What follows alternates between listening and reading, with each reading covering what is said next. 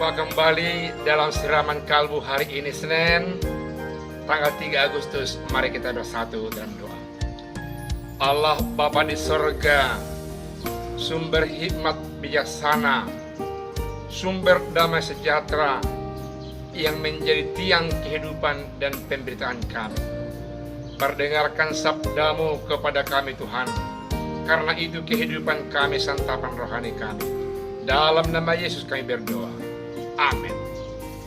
Minggu pertama, hari 2020, firman Tuhan berbicara demikian.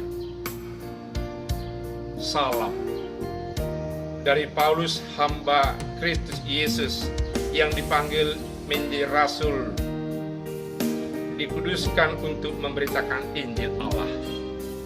Injil itu telah dijanjikannya sebelumnya dengan perantaraan nabi-nabinya dalam kitab-kitab suci, tentang anaknya yang menurut daging diperanakkan dari keturunan Daud, dan menurut roh kekudusan dinyatakan oleh kebangkitannya dari antara orang mati, bahwa ia adalah anak Allah yang berkuasa, Yesus Kristus Tuhan kita. Dengan perantaraannya kami menerima kasih karunia dan jabatan rasul untuk menuntun semua bangsa supaya mereka percaya dan taat kepada namanya. Kamu juga termasuk di antara mereka, kamu yang telah dipanggil menjadi milik Kristus.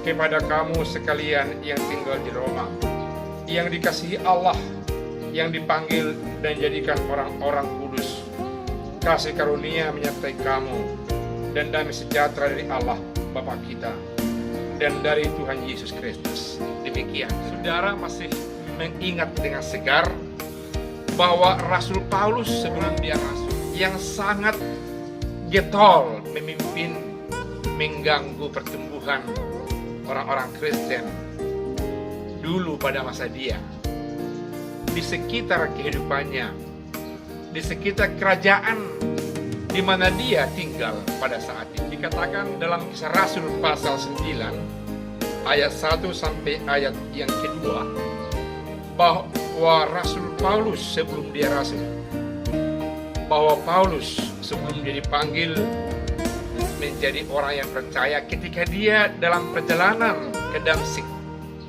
dia ditangkap oleh Roh Allah, ditangkap oleh Yesus, dan ketika itu dia menerima resiko kejahatannya dengan mata yang buta, dan sejak itu namanya dirubah menjadi Paulus dari Tuhan, bahwa tugas dia adalah tugas untuk memberitakan Injil, yakni Injil keselamatan, Injil damai sejahtera yang membuat orang bersukacita ketika berhubungan, ketika berrelasi, ketika memiliki kebersamaan dengan dia, bertolak belakang dengan apa yang dulu dia lakukan.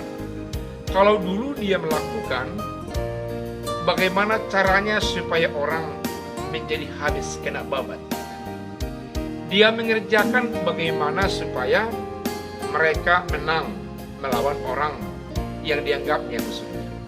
Tapi kini Injil yang menjadi tugasnya yang baru adalah memberitakan damai sejahtera, memberitakan cinta kasih, memberitakan pengampunan, memberitakan sukacita untuk semua orang, untuk lingkungan termasuk makhluk hidup ciptaan Allah. Bertolak belakang tugasnya yang baru dari tugasnya yang sebelumnya.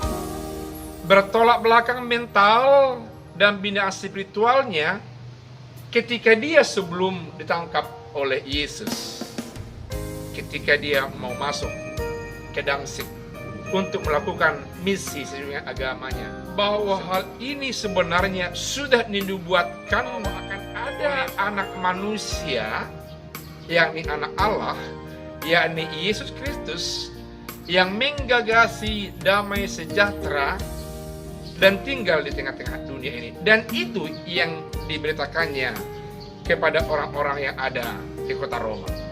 Orang Yahudi sangat hormat dengan namanya Raja Daud, dan dia menghunjuk bahwasanya generasi anak Allah itu datangnya dari tampuk keluarga Daud, raja yang sangat dihormati, yang dikagumi oleh orang Yahudi itu. Legalisasi itu membuat dia semakin berwibawa di tengah-tengah orang Yahudi yang belum percaya kepada Tuhan Yesus dan yang sudah percaya kepada Tuhan Yesus. Kita mengetahui bahwasanya jemaat Roma adalah jemaat yang sangat begitu tajam pertentangannya antara orang Yahudi dengan yang bukan Yahudi, antara orang Yunani dengan yang tidak orang Yunani. Karena itu dia persekutukan, dia persatukan bahwa dia rasul kepada orang yang bukan Yahudi, yang bukan Yunani, kepada orang Yahudi dan kepada orang Yunani dan kepada orang-orang yang lain. Dia dipakai Allah untuk memberitakan berita kedamaian, berita kesatuan, berita sukacita. Dikatakan firman Tuhan kalau kita melihat dalam ayat 5 sampai 7 bahwa dia mau menuntun orang-orang yang belum memperoleh tuntunan, mau maju masuk menjadi satu dalam nama Allah Bapa, yakni anaknya Tuhan kita Yesus Kristus itu.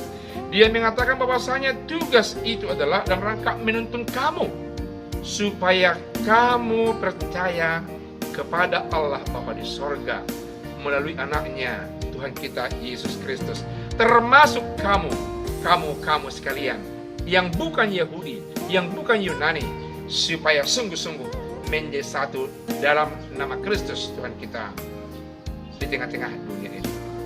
Saudaraku yang kekasih, jangan pernah pertentangkan perbedaan di tengah-tengah dunia ini.